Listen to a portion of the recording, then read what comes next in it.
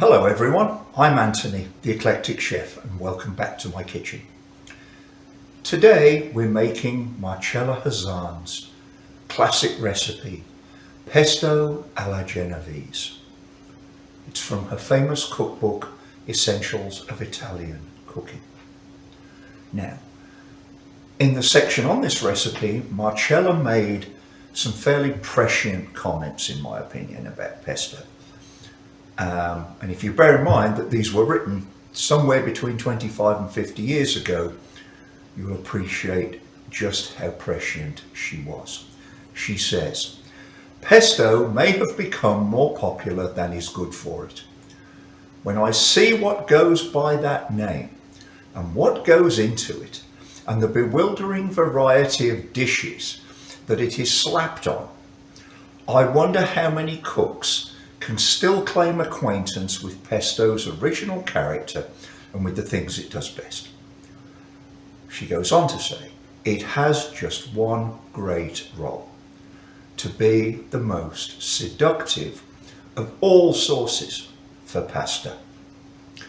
At which point, I will plead guilty to serving pesto on thick slices of raw tomato. And it's something I really like, but the takeaway is this. In this recipe, Marcella is showing us how to make a classic pasta sauce. Thanks for watching. I hope you enjoy the video.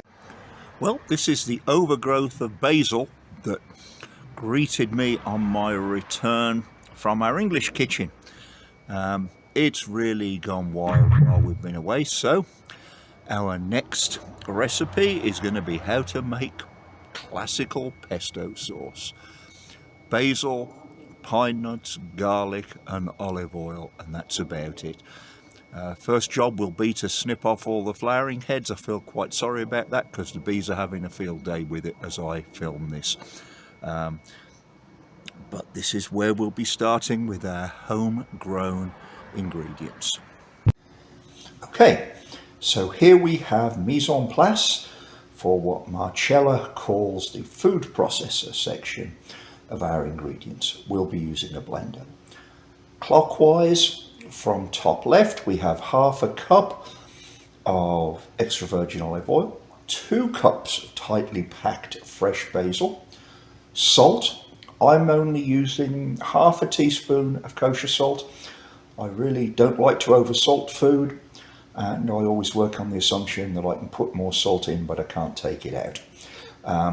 Center there, we've got 3 tablespoons of pine nuts, and next to that, 3 garlic cloves, which we are going to chop before we put them into the blender. Now, before we move on, I should tell you, looking at this shot, I can tell you why a lot of pesto is, I use the term adulterated, or perhaps it's kinder to say why people substitute things.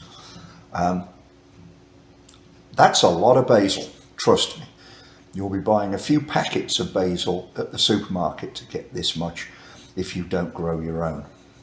And pine nuts in the middle there, that's not close to a full bag, but pine nuts are not cheap. $10 for a bag of toasted pine nuts at Trader Joe's.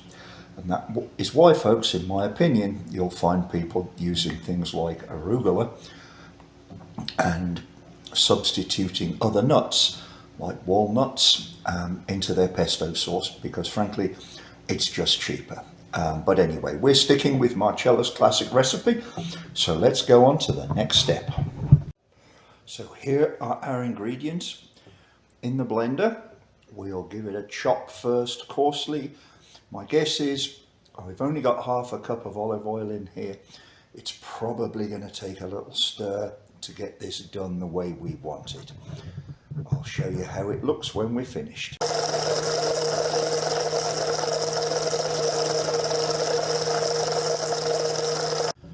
And here's mise en place for our dry ingredients for stirring into the pesto after we blended the other ingredients. Right to left. Half a cup of Parmigiano Reggiano, 2, and a little bit in this case, tablespoons of Pecorino Romano, which is Seep's cheese, and 3 tablespoons of softened butter. For what it's worth, we only ever use Kerrygold in my kitchen for just about everything. That's not a sponsored video by them. I buy it with my own money, just like you. So we're going to go ahead and try and stir these in first. If they don't incorporate well, then I'll use a whisk. And we'll have a look at that while that's in play. While we're talking about grating hard cheeses for this pasta, it's worth talking about this tool. I used a regular grater for the Parmigiano Reggiano, but for the Pecorino I used this, and that little container underneath is great because it catches all the cheese and you don't have to end up getting it all over your cutting board and then having to scrape it off. I actually bought this for grating onions for marinating meat, but it works really well as a little microplane grater for things like cheese and other hard ingredients that you just want to keep. Not a big amount, and you don't want them all over your cutting board. The food holder comes off, but it is useful for popping things in the chute and holding them in when you want to bear down to grate something hard. They're not expensive. I got this off Amazon. I'll put a link to it below if you would like to get yourself one. It's also a great Christmas present for chefs in your life, as we're at that time of year. We are here stirring the cheeses in first. It's worth remembering that Marcella says she adds these separately for texture, and that she intends this as a pasta sauce, not a dip or anything like that. So you can see why we might have separate bits of cheese in this sauce. Let's try getting the butter in next. Here we are with the butter pretty well all blended in. Just a few little stubborn bits which we'll get. Using a flexible spatula really helps. I wouldn't melt the butter. I think it might separate out in the pesto sauce. And I know I'm being repetitious, but it's worth saying again that Marcella intended this as a pasta sauce, not a dipping sauce. So the addition of this butter makes a lot of sense in terms of helping to coat. She also says to mix a little pasta water in with this before you coat your pasta. And we'll bear that in mind. We'll cook some pasta and give it a taste. So here's our finished dish. I used rigatoni, lots of area to take up the sauce. The temptation to add more cheese was overpowering, but I didn't do it. I've had a little taste. I will tell you, this is exceptional.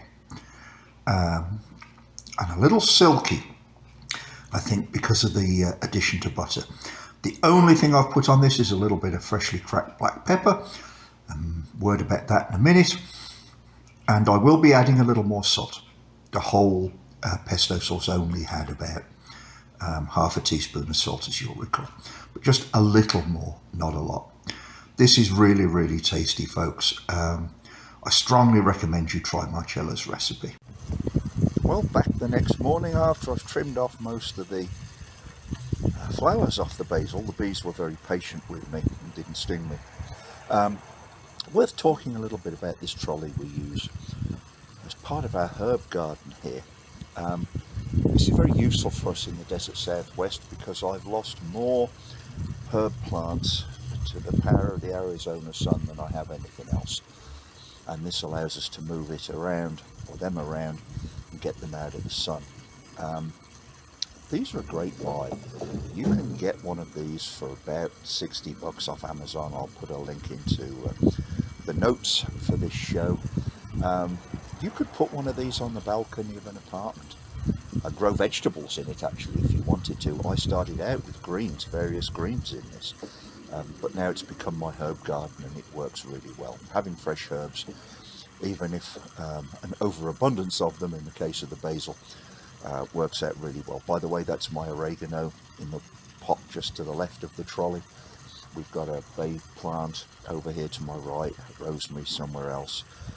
I may get another one of these, but anyway, that's just something for you to think about if you'd like to have a little mobile herb garden of your own.